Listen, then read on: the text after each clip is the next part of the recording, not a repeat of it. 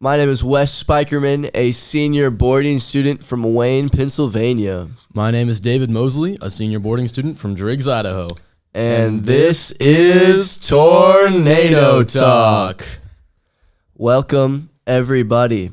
Today, with us, we have a math teacher from the upper school who coaches squash. Middle school and upper school squash. Allegedly a great guy, and apparently the favorite teacher of many students. Best AP Stats teacher I've ever had. Please welcome. You've ever had. Please welcome Mr. Bryon McCague. Hey. Can I welcome myself? Is that a thing? Absolutely. Yeah, go ahead. Well, whatever you yes. want. Pat myself on the back. Well, we're Yes. just gonna cut it out anyway. So Yes. Oh my. Yeah, you won't even get that part in there. All right, Mr. McCague. We're just cutting everything out. Okay. All right, Mr. McCague. How we like to start every single podcast is with a game we like to call Quickfire. So I'm going to explain the rules very quickly. Oh no. Get it? Because quick fire quickly. You got it. All right. So we're going to give you a very basic prompt, and you have to just say the very first thing that pops into your head. You can't think about it. You just have to say it. That's And don't worry. dangerous. I know, it is dangerous, but we'll cut it if it's bad. Yeah? Okay. All right. Fair enough. Wes, you want to My take job the is first on one? the line here, gentlemen. It is. That is Careful. true. Okay. You can think a First little, I guess. question. Dream car. Ooh, Viper. Dodge Viper. Yeah. I like it. Okay. I like What it. color? The first one that popped in my head was like bright yellow. Oh. I know that's my fault. I'm sorry. Yeah, that's kind of gross. Anyways. At least he's honest. Yeah. Tom Brady or Tom Cruise? Tom Cruise. I've been actually compared to Tom Cruise many a time. Why? I don't know.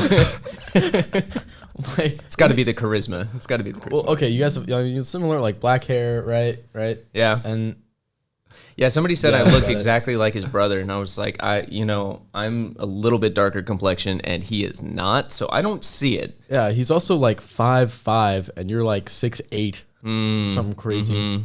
Giant. I am giant. That is true. I'll do it to you. Best.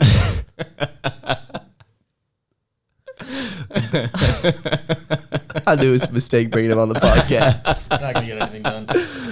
Oh, man. We're not even through quickfire yet, Wes. I know. really not I'm glad he appreciates the one-liners. Best book you've read. Ooh, Name of the Wind. Yes, I agree. Okay, so Mr. McCague, a little brief tangent. Jackson says I've got 30 seconds allotted.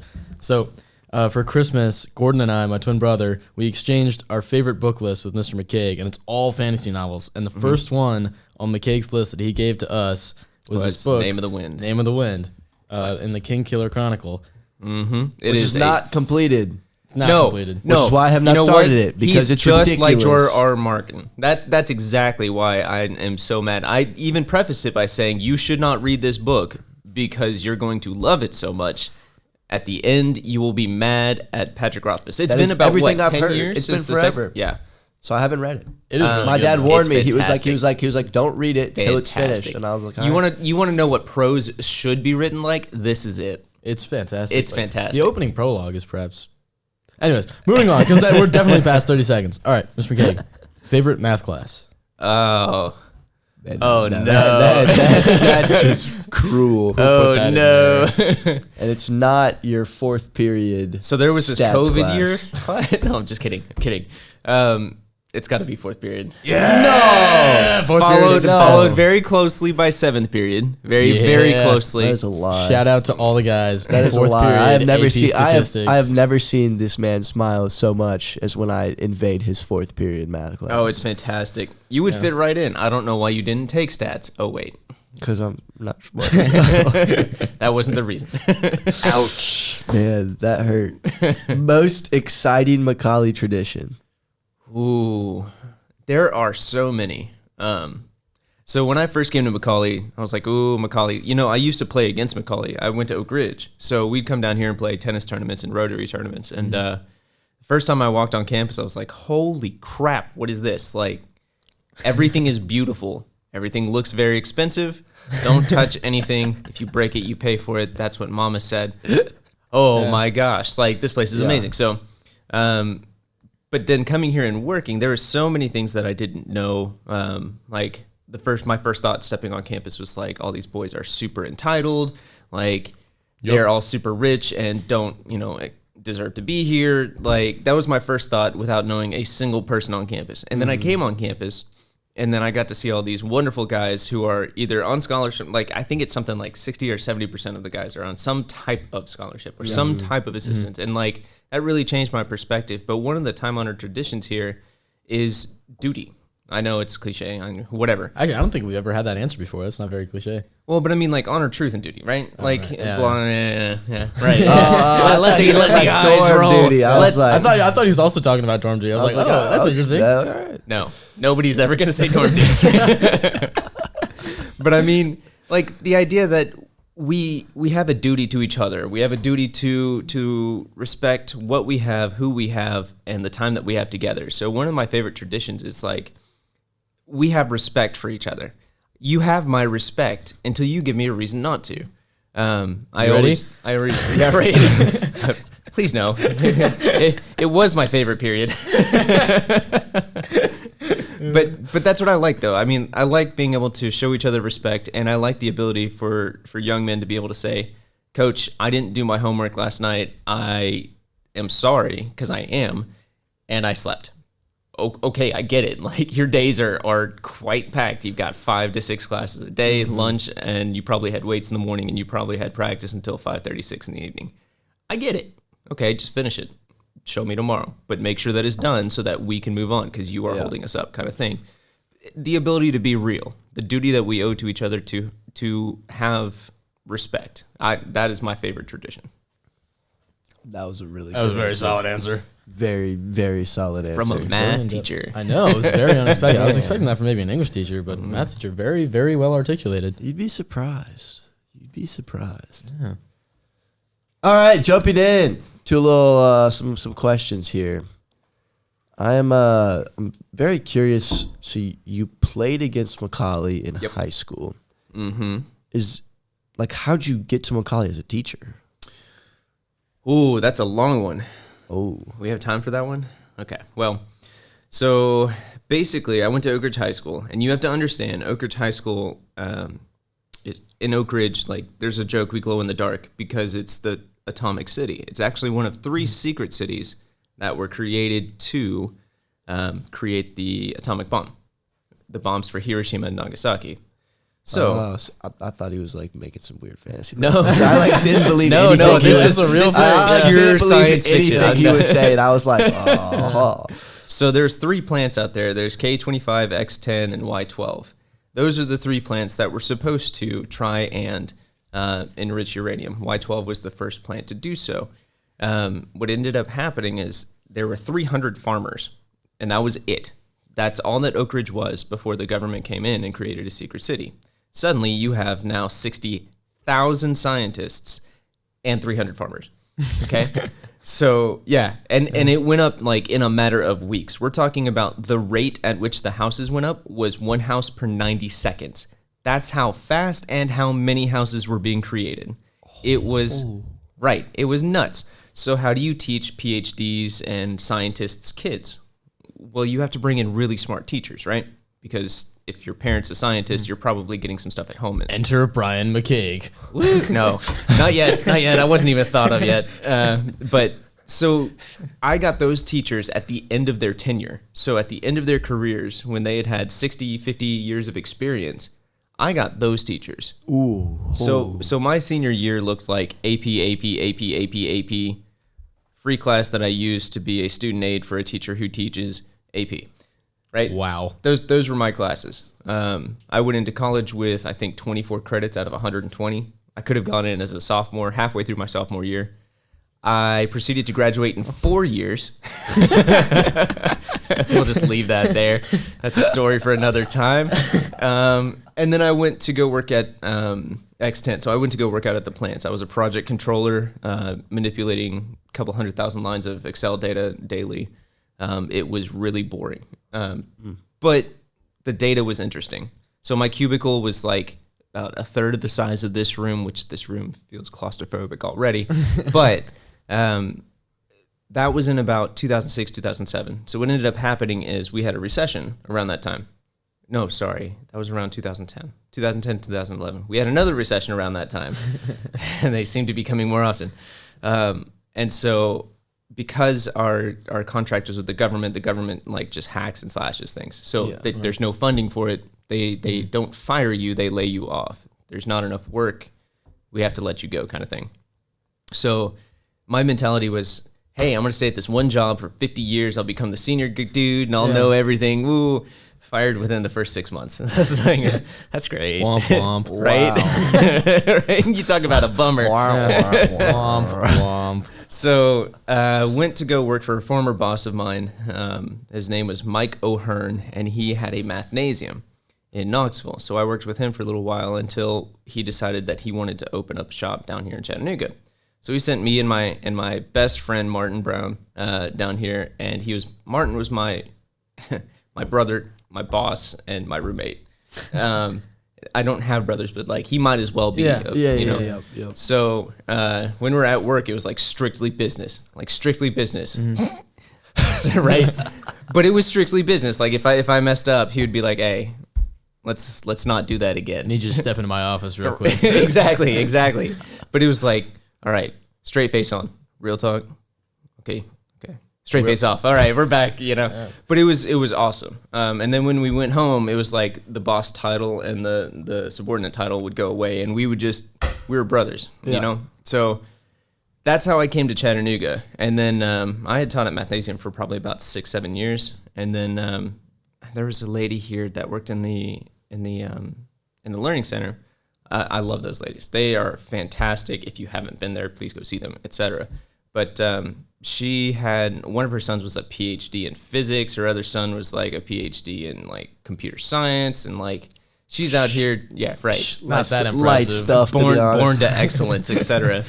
And she said if I didn't apply for the open math position, that she would put my name in for me. Oh, okay. Wow. I was like, okay, well, that's high praise indeed, and I better do that so that at least it's in my own words. At that time, I was holding 3 jobs. I was the lead instructor at Mathnasium. I was teaching 3rd grade at Hickory Valley Christian Academy, and I was tutoring here. So my days would be like 9 a.m. in the morning at Hickory Valley, tutor here from 10 o'clock until 1 or 2 o'clock, and then go work at Mathnasium from 2 p.m. until about 8:30, 9 o'clock. That's crazy. 5-6 days a week. 6 days a week, so you're working. This is what happens when you don't have good grades in college, like gentlemen. 72. Yeah, it was brutal hours. But McCague, keeping it real. I'm telling you. But that's how I came to be at Macaulay, and then the rest is history. I've been here. This is my 10th year here. Oh, so you got the job? Oh, yeah. Sorry, I thought you were like one of those guys who like tries again. Like, no, you didn't get it the first time because it wasn't. Yeah. Sometimes you just gotta give the job to what you have instead of what you need. It's fair. Macaulay makes mistakes sometimes, which is why they let you in, right, Wes? Agreed. He's not afraid to take shots at you, dude. We're the same, man. Mm-hmm. Don't you see this red smarter hair? And dumber. Yeah. Smarter. Y'all can't see me pointy, but he's smarter. I'm not quite there. Smart in training? Let's just say Wes is doing his best. Yeah, that's right. Love That's right. it. My Love mom it. says I'm special. All right, Mr. McCague, you are a math teacher in the upper school, correct? That's what they tell me. Yes. If that is the case, then give us a very brief laydown of the different classes that you teach.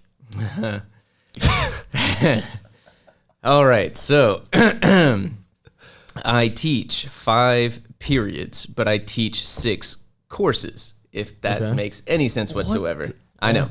So I've got so starting from the lowest and then going up. I've got regular calculus. I have AP statistics. Yeah. Shout out 4th period. Yeah. And 5th period. I love you guys too. I've got linear matrix algebra, which is a collegiate level course, and the rest of these will be linear matrix algebra, combinatorics, graph theory, and advanced mathematical proofs. He made up like 3 of those, just so you guys know. He's lying. It's on my transcript. I can prove it.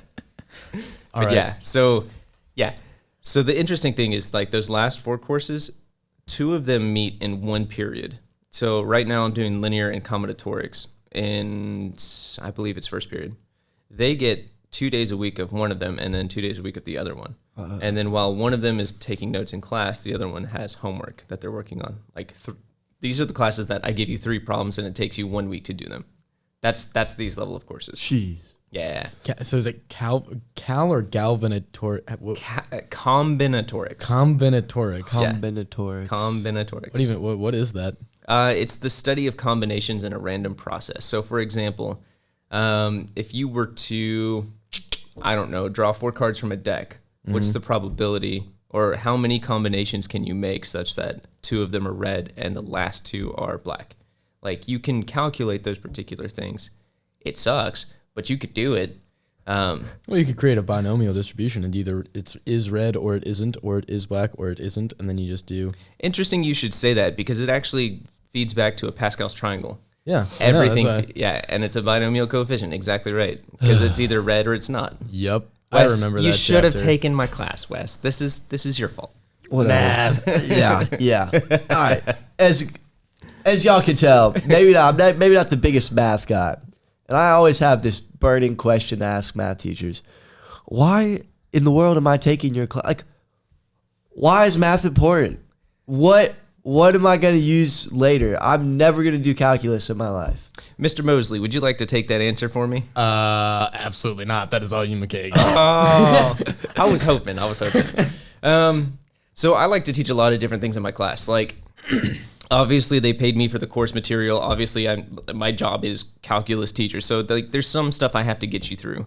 As far as calculus goes, typically calculus, the whole course of calculus is taught in 3 semesters. An A semester, a B semester, and a C semester, which is why you get Calc AB, you get the first 2/3 of it, Calc BC. Technically, you get all 3 semesters in 2 semesters.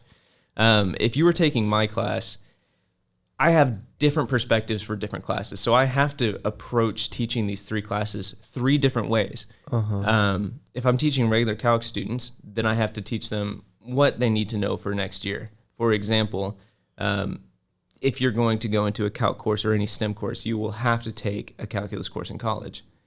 But because my class is an AP, you won't get credit for having taken it in high school. You'll just get a really good basis. So my job for regular calc is to give you a strong basis. Yeah. So that when you go into college, you can tutor the pretty girl and, like, romance may bud. Who knows, right? It'll be easier, though. Exactly. Yeah. McCague's a magician, man. He sees the Mathematician. future. Mathematician. Actually, it's funny because, like, sometimes I just get really bored with the minutia of, like, we start here, we end here. I just put an arrow and I say magic happens. It's just algebra, but whatever. Yeah. AP statistics is a little bit different because its purview is different. The idea that you're taking this course to get college credit. Not only am I going to teach you the content, but we have to cover, for example, 12 chapters. And we're at a slight disadvantage because public schools get 5 days a week. We only get 4. So not only do I have to teach it in 80% of the time, I also have to be very efficient, very quick, very specific with my words. It can be a little bit tough, but the idea there is, like, that AP class is to get you credit, or at least enough understanding so that you can show somebody else that you deserve credit for that particular course. So its purpose is different, so the way I approach it is different. With calculus, we're pretty laid back. We just get to what we get to and, let the numbers fly. AP statistics, the wording is very specific, and the red ink pen comes out. As I have learned the very, very hard way. And the last 4 classes are collegiate level math classes that you will not get credit for. They're so high up that they're not going, and by they I mean college. Colleges will not give them credit for their work. Doesn't matter how much work they do, they will not give them credit because you're at that point when you're taking those courses, you might as well be going for a math minor, if not a math major. Right. So they want them specifically to be taught in the manner of the school in which they're going to. So if they're going to Caltech, they'll teach it a specific way, the Caltech way. Or if they're going to MIT, they'll teach it the MIT way. And they are separate ways because money. And that's really all it comes down to for those particular courses. But the 3 different levels have 3 different styles that I have to cater to. So I change the style of my teaching for those particular courses to meet those purposes. It's adaptable, yeah. That's pretty How impressive. long have you been doing it? Like, Since were you Mathnasium. always this good of a teacher? No. I ran away from teaching for the longest time. Yeah. I was really good at explaining math, but that doesn't make you a good teacher. what made me a good teacher was mathnasium, honestly. And the reason is because when the mathnasium setting, the ratio is 3-to-1, 3 students to 1 instructor. But that doesn't mean that I stay with 3 specific students. That just means at any given time, there are 3 students and 1 instructor for every 3 students. So I would be bouncing around and helping students with, for example, PEMDAS. I have to make an assumption of what you know to be able to do PEMDAS, and then move over to the next student, and the next student's doing tens rainbows, like numbers that add to 10. 9 and 1, rainbow. 8 and 2, rainbow. Right. Like vast discrepancies in abilities. But then 5 minutes later, jump to the physics student who's doing calculus-based physics. Like you do that for 6 years and you start to see a pattern. You start to see who knows what you can assume and where you can go from there. That's what made me a good teacher, because it's hard not to. Yeah, That's fascinating. Bounce around. Yeah, that's crazy. Yeah. All right, Mr. McCague, we mentioned it earlier. You are coach of the squash team in the middle and upper school. How about you give us a very, like a brief background on the squash team and why you love squash so much? So I'm gonna get hate for this, but every time I think of the varsity squash team, I think of like SEC football. Okay. I know. All right. So think of like an up and comer that wants to come to the SEC. Okay. What do all the SEC teams say? What do they say? No. No, Yeah. You're not good enough. Back off. Right. If you look at the last championships, right? You look at all of either they won the teams that won their conference and played an SEC team, Right. or the teams that came in second place and then played an SEC team.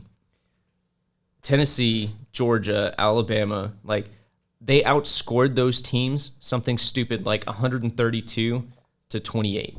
That's not that much. Yeah, but they're supposed to be champions of their conference. Oh yeah, throw TCU in there as well. But they're supposed to be champions of their conference. They're supposed to be good. So if these teams ever came to the SEC would say, oh, you're not good enough. I will say the squash team is actually an SEC team. They are really good because years ago, when it first started, Wes, when you played squash, Wes, Back in the day, back baby. in the day when John Coons was here playing number 1 at the squash, we were Division 7. But to be fair, there are only 7 divisions.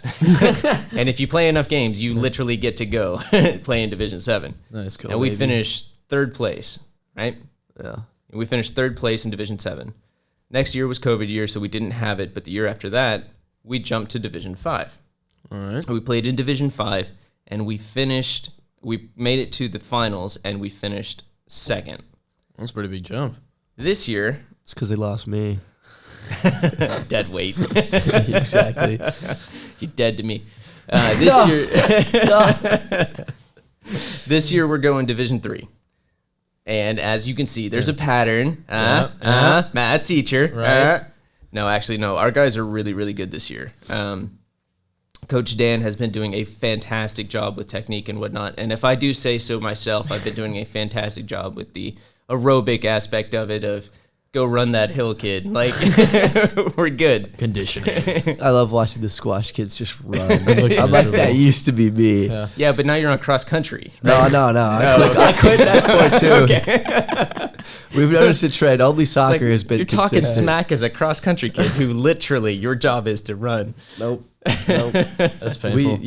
I also left that sport for that reason. So You know what sport you don't have to run in? diving. All right. We get it. You man. dive. You know, there is one person that I miss. If I could bring back one squash player, Gus Buck. Gus Ah, Buck. Gus. The Gus Bus. That was. Okay, It was when he fun. pretty awesome. You got to tell me, Wes, when he used to run and hit the walls. I was thinking the same thing. When he hits the glass wall at the back, it's just like. Shakes the entire building. No, Yes. Yeah. Yes. Like, yes. It would reverberate and Yep, the entire yep. building would Oh, shake. that's awesome. All right.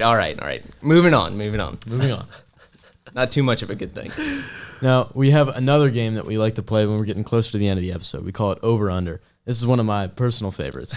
You're a math teacher. Maybe you'll appreciate Yeah, it you should be. more. It's numbers. It's facts. I Stats. don't actually know what over-under is. But let us explain it to you then. So we are going to give you a number. We're like and- teachers, though. Yeah, I know. It's awesome. And you're going to guess if that number is over what the actual value is, or if it is under what the actual value is. For example, Macaulay has 700 students. Including middle school? No. No. Oh, that is over. Correct. Correct. Wait, Yeah. are you saying that we have more than 700 or less than 700? We have, as a total school, we have just under 1,000. Yeah. So, At okay, the so middle you and got it upper right. school. You got it. Yeah, yeah, Okay. yeah. I know him, right? He knows what Yeah, he's but I doing. wasn't sure if you were saying like 700 was over. Oh how my many gosh, students let's we just do have. it. All right. All right, whatever. He's a math teacher. He might not understand English. Ouch. Don't worry, neither do I. Start us off with. Joshua Jogwin. I'm in good company. All right. This is crazy. Yeah, no, this is going. The Macaulay Lake, when full, holds 500,000 gallons of water. Ooh. A gallon is like a thing of milk. Over. Correct. This is is wild. insane. The Macaulay Lake holds 1.3 million gallons of water. That Ooh. is crazy. Ooh. It's a Oh lot. my That's a gosh. lot of gallons of milk. That is a lot of gallons of milk. I don't think I could drink that much, personally speaking. Could you swim in it, though? Probably. Could you dive into it? Oh yeah, yes, I can dive in any. All right, number 2. We're going to have to put some Yeah, jello. we're definitely gonna have to challenge that one. Last week there were 25 parking violations on campus. Under. Hands down, under. You think it's under? I think that's under. Well, you're dead wrong, Mr. McCague. There were 58 parking violations last no. week Oh, no. on campus. The Macaulay parking situation It's crazy. is wild. I love it. I mean, that's what I meant. I meant like your number that you stated was under the actual. Okay, we're Oh, good. just- I get okay. it now. I get it now. So you got the first one wrong. No, I got the first one right. The second one wrong. So you just forgot how the game worked between the two questions. Can you explain the rules again? No, I cannot. Now you understand this. We can just go to the last one. All right, Wes, you got it. The average American eats 100 hot dogs a year. I eat about 100 hot dogs a year. I don't consider myself average. I think that number is over the actual number. You would be correct You'd because be- the actual that hurt- value that hurt it's my under. head. Yeah, it's like verbal gymnastics. The average American eats 70 hot dogs a year, which is actually that's kind of a lot of hot dogs. Do you know what goes into a hot dog? I don't want to know what goes in, Yeah, and I let's prefer not if you do that. did not Let's tell not me. do that on the podcast. I don't want to ruin our listeners' ears. A very Bunch quick of- shout out Bunch of to vegetarians now. the Macaulay security for the parking ticket information and the maintenance staff for all the help with these awesome clues for over under. Love those guys. They're fantastic. Now we have one final question that we always like to end with A for our deep- faculty members. Deep burning question. It does go a little bit deeper than the other ones. Then Uh-oh. why you like math? Now, Mr. McCague, what does Macaulay mean to you? Oh. Here come the tears. No, I told myself I wouldn't cry. Best thing is what I'm was like it? totally crying because I'm sick. I'm reminded of Jerry Springer and when he said, you know, these guys always cry, go on the show and they cry. I'm not going to cry. And then he gets to the end and he goes on the show and he cries. And like, yeah. I think his name was something Tidwell. Rod Tidwell. Tidwell? Is that right? Answer the question, Mr. McCague. What? He caught me. Never. All right. What does Macaulay mean to me? Many things. Many things. There's different things that you can take from it. Obviously, it's a place of employment. Obviously, it's a way to live, etc. But it's more than just a career. And not just because I'm supposed to say that. Right. And now the word from our sponsors. No, it's more than that. It's, for me, like, sharing my passion and sharing who I am and sharing experiences to help others grow. That's what I like. That's what kind of wakes me up in the morning is being a help to others. I don't know why.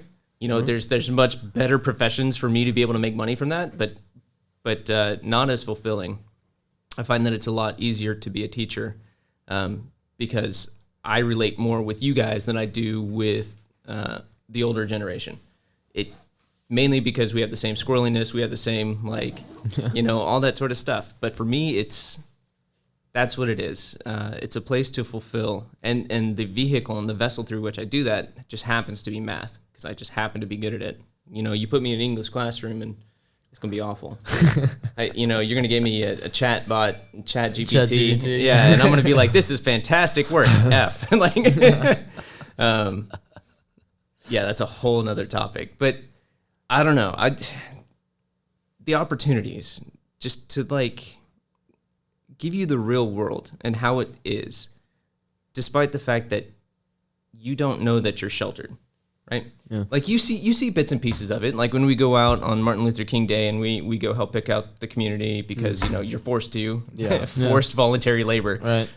But I mean, like you see pieces of it. You see, the homeless people who are unfortunate in their stage of life, and you don't have the means through which to help them, right? Mm-hmm. Or you see all these different things that are going on in your atmosphere, and that's just Chattanooga. And then you go to Philadelphia, or you go to Boston, or you go to Idaho, Atlanta, or yeah, right. No, not Triggs. But you go to these different places, and you see different walks of life, and that's still just America. You honestly don't know what poverty is until you go to the slums of Mumbai.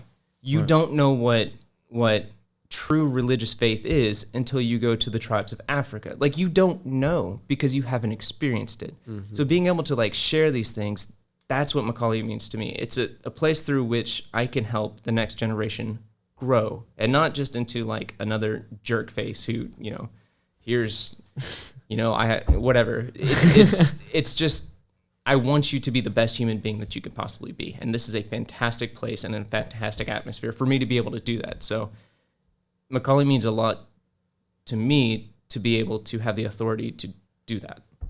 That's when people grow. Yeah, that's a wonderful answer. Now I really do wish I had taken stats. Yeah, I bet you did. I tell you, every fourth period. Oh well, I drop in almost every fourth period. That's true. Much to the chagrin of my other Bryon teacher. Maskey. Or Sainsbury. No, Maskey. Love Mr. M. He might rival you for the GOAT. There's no way that's true. He is a legend. Well, gentlemen, thank you for having me on the show. I very much appreciate it. Huge thank you to you. Waking me up at 8 a.m. I was worried we were going to go on for about 2 hours, just cracking jokes and talking fantasy novels. We could. You guys did well sticking to the script. We were doing our best. Whoa. No script out here. There's no script. What do you mean, script? Unscripted. Anyways, thank you very much, Mr. McCague, for being on today. Woo! Yep. A brief, shameless plug that I always love to do for our Instagram, Tornado Talk Podcast. I think it's maybe the Tornado Talk Podcast. I don't know. Nah, no one knows. If you look up Tornado Talk Podcast, you'll find us. We're like that. Anyways, join us next week for more hilarious stories, fun times, and interesting people on Tornado Talk.